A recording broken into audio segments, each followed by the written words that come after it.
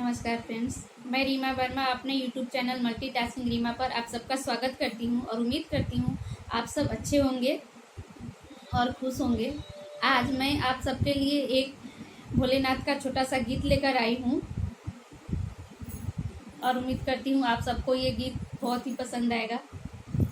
तो मेरे चैनल को अधिक से अधिक सब्सक्राइब कीजिए, मेरे गीत को अधिक से अधिक शेयर कीजिए। तो चलिए इस गीत को शुरू करते हैं। भोला दर्शन लागी नीरौर दुआरिया, खोली ना केवड़िया ना। भोला दर्शन लागी नीरौर दुआरिया, खोली ना केवड़िया ना। बाबा दर्शन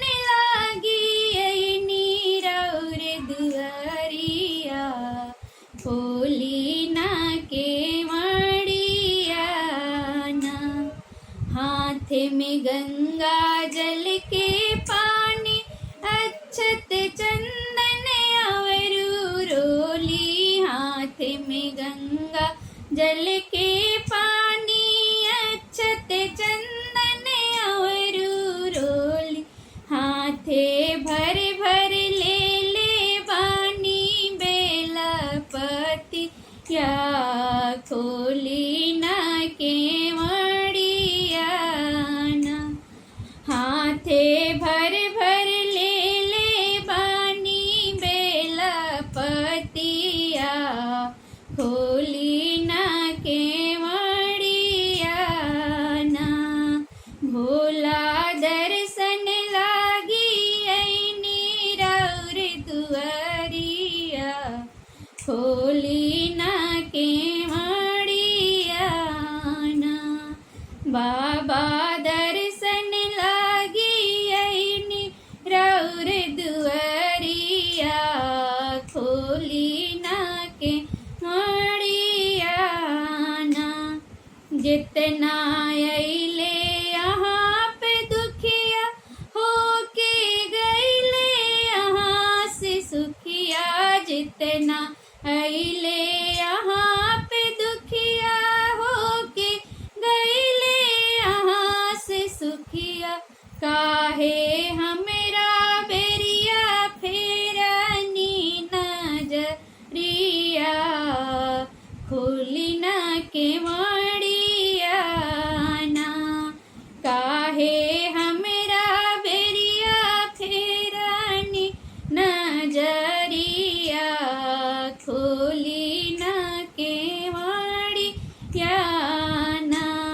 भोला दर्शन लागी नीरौर दुआरिया, खोली ना केवड़िया ना। हाथ में ले रेशम के डमरू, कमंडल ध्वजा और त्रिशूल। हाथ में ले रेशम के डमरू, कमंडल ध्वजा और त्रिशूल। साथे ले आइल बानी बसहा बैलवा, खोली ना केवड़िया ना।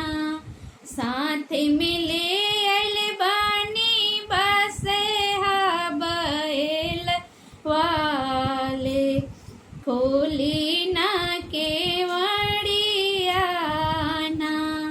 बाबा दर्शन लागी नीरौर दुआरिया, खोली ना केवड़िया ना।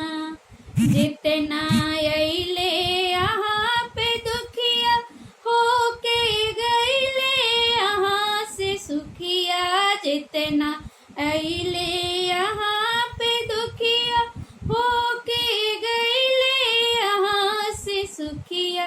काहे हमरा बेरिया फेरनी नजरिया, खोली ना केवड़िया ना।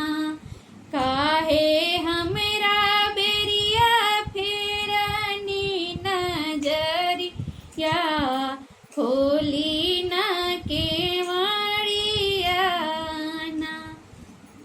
भोला दर्शन लागी आईने राउर दुआरिया, खोली ना केवड़िया ना।